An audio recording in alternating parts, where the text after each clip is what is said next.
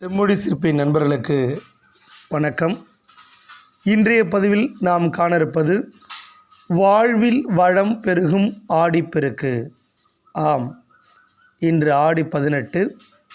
வாழ்வின் வளம் பெருக்கும் ஆடிப்பெருக்கு. ஆடி மாதம் 18ஆம் நாளில் எல்லா ஊர் மக்களும் காவிரி ஆற்றங்கரையில் காவிரி அன்னையை வரவேற்க காத்திருப்பர். தென்மேற்கு பருவமழை தொடங்கி புதுப்புனலாய் பொங்கி வரும் காவிரி தாயை தெய்வமாக வணங்கி வழிபடுவர்.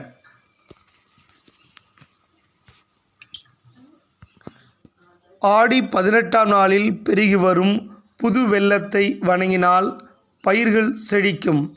விவசாயத்திற்கு தேவையான நீர்வளம் குறைவின்றி கிடைக்கும் என்பது உண்மை. அதனாலே விவசாய பெருமக்களுடன் கூடி பலதரப்பு மக்களும் பொன்னிறத்தில் தவழ்ந்து வரும் காவிரியை வணங்குகின்றனர். நதியை வழிபடுவது பன்னெடும் காலமாக இருந்து வரும் வழக்கம். நமது தமிழகத்தில் குறிப்பாக ஆடிப்பெருக்கு என்னும் 18ஆம் நாள் பெருக்கு அன்று நதிகள் கரைபுரண்டு ஓடும் அந்த நாளில் புது வெள்ளம் ஓடும் காவிரி அன்னையை தம்மை வணங்கும் பெண்களுக்கு நல்ல கணவன்களையும் கணவனின் நலத்தையும் காப்பாள் என்பது ஐதீகம். ஆகையால் நம் பெண்கள் தொடர்ச்சியாக ஆடி 18 கொண்டாடி மகிழ்கின்றார்கள். இதற்காகவே ஆடிப்பெருக்கன்று சுமங்கலிகளும் கன்னி பெண்களும் படித்துறை தோறும் புத்தாடை அணிந்து பொங்கி வரும் அன்னை காவிரியை வணங்கி அவளை அலங்கரிக்கும் பொருள்களை சமர்ப்பிக்கின்றனர். ஆடிப்பெருக்கும் பூஜையில் காதோலை, கருகமணி, காப்பரிசி மிக முக்கியமானது. மேலும் நைவேத்தியமாக சித்திரன்னங்கள் மற்றும் புது மஞ்சள் கயிறு, குங்குமம், மஞ்சள் போன்றவற்றையும் பூஜை பொருளாக கொண்டு கொண்டாடப்படுகிறது.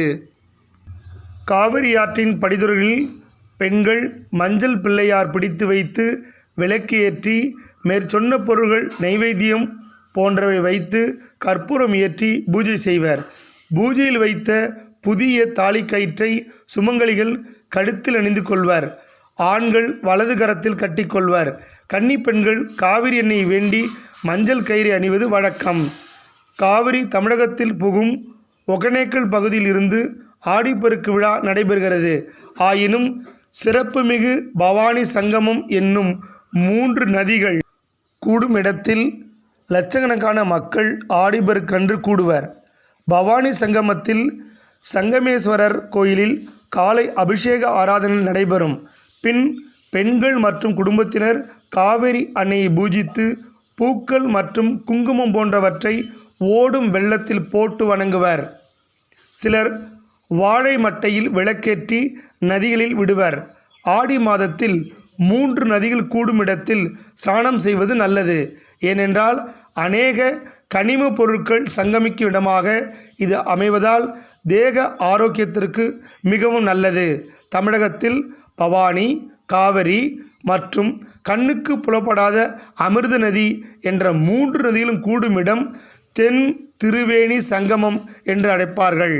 இந்த நாளில் அனைவரும் இறை வழிபாட்டுடன் உடல் ஆரோக்கியம் பெற்று நல்வாழ்வு அடைய வாழ்த்துக்கள். வணக்கம். நன்றி.